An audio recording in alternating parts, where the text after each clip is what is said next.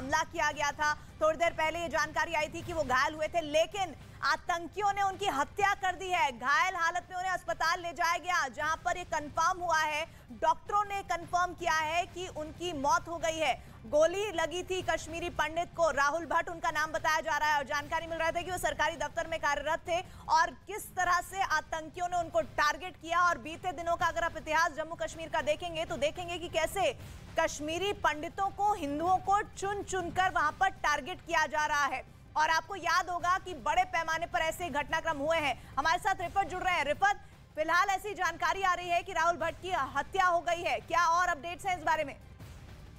जी बिल्कुल प्रीति, जिस तरीके से हमला हुआ और वो क्रिटिकली इंजर्ड थे और उसे हॉस्पिटल पहुंचाया गया, जहां पे वो जख्मों की ताब लगभग चल बसा है, तो ये कहा जा सकता है कि टारगेटेड किलिंग है और जानबूझ के जो है इसका मंसूबा बनाया गया होगा। और जिस तरीके से ऑफिस के अंदर इस पे हमला हुआ है, तो ये कहा जा सकता है कि रिसेंट टाइम्स में पहली बार ऐसा हुआ है कि किसी कश्मीरी पंडित या किसी भी एम्प्लॉई को जो है इस तरीके से ऑफिस के अंदर यानी उनके रूम में जो है उसकी हत्या कर दी गई बंदूक बरदारों ने। और उसके बाद जो है मिलिटेंट वहां से भाग निकलने में कामयाब हुए। लेकिन अब जिस तरीके से आपको मालूम है कि एक पैकेज दिया गया था, प्राइम मिनिस्टर पैकेज, एम्प्लॉयमेंट दी गई थी कश्मीरी पंडितों को, तो कहीं ना कहीं खौफ अब ज्यादा बढ़ सकता है उन कश्मीरी पंडितों में जो यहाँ पे नौकरी करते हैं, क्योंकि यहाँ पे माइग्रेशन जो हुई थी उसके बाद प्राइम मिनिस्टर्स पैकेज अनाउंस किया गया था और कश्मीरी पंडितों को यहाँ पे नौकरी दी गई थी और उनको कहा गया था कि वो यहाँ पे सेटल हों, और उनके लिए कॉलोनीज भी बनाई गई थी कई जगहों पे पंडित जो जहाँ पे सेटल्ड हैं। लेकिन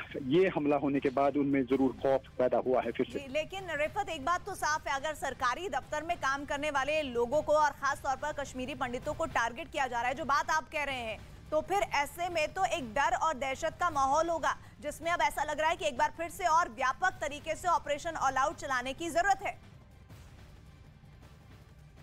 रिफत जी, जैसे मैं पहले भी कहा कि काफी कोशिश की गई थी इनको सिक्योरिटी प्रोवाइड करने की या उन एरियाज में रखने की जहां पे हमला कम हो सकता है यहाँ या ना के बराबर हो सकते हैं। लेकिन सेंट्रल कश्मीर में समझा जा रहा था कि यहाँ पे ज्यादा मिलिटेंसी का प्रभाव नहीं है, यहाँ पे शायद हमले नहीं होंगे, क्योंकि पंडित कॉलोनीज जहाँ पे हैं, खासतौर से शेखपुरा बडगाम में जहाँ पे ये रिहाइश पजीर थे, और अनंतनाग में या कुपवारा में या बारामूला में भी पंडितों के लिए कॉलोनीज बनाई गई है, जो यहाँ पे प्राइम मिनिस्टर्स पैकेज के तहत नौकरियां फराहम की जाती है कश्मीरी पंडितों को, और उनको यहाँ पे लाया गया था। पर्पज ये था कि वो यहाँ पे वापस उनको घर लाया जाए और वो यहाँ पे फिर से होमली फील करें। लेकिन जब ये हमले होते हैं तो उसके बाद जरूर खौफ पैदा होता है, और जो भी एम्प्लॉयज यहाँ पे हैं कश्मीरी पंडित्स जिनको पीएम पैकेज के तहत लाया गया, तो उनमें जरूर खौफ होगा और वो इनसिक्योर फील जरूर करेंगे, क्योंकि दफ्तर के अंदर इस तरीके की हत्या होना कहीं ना कहीं सुरक्षा का जो है उसका ये कहा जा सकता है कि सवाल निशान भी है। लेकिन अब इनसिक्योर फील करेंगे जरूर कश्मीरी पंडित। बिल्कुल रिफत, शुक्रिया जानकारी के लिए आपका। तो आतंकियों ने राहुल भट्ट कश्मीरी पंडित की हत्या की है और सरकारी दफ्तर में वो काम करते थे बडगांव में।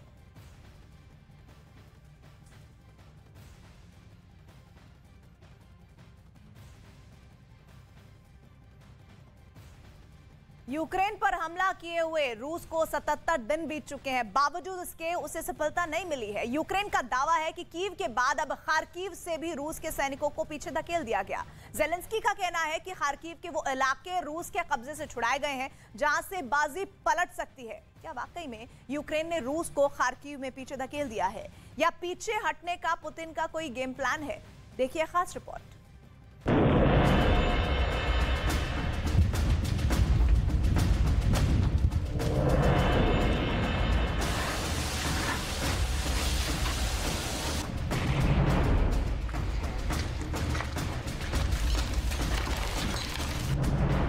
खार्किव में रूसी सेना हटी, कितना सच कितना झूठ।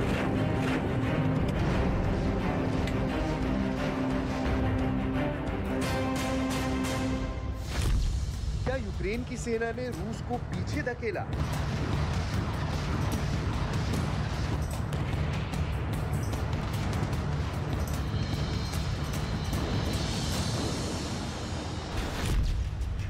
क्या युद्ध में पुतिन ने गेम प्लान बदल दिया?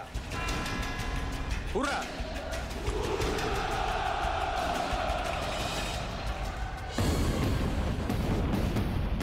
युद्ध में हर वक्त यूक्रेन पर भारी पड़ने वाली रूसी सेना कमजोर पड़ती दिख रही है।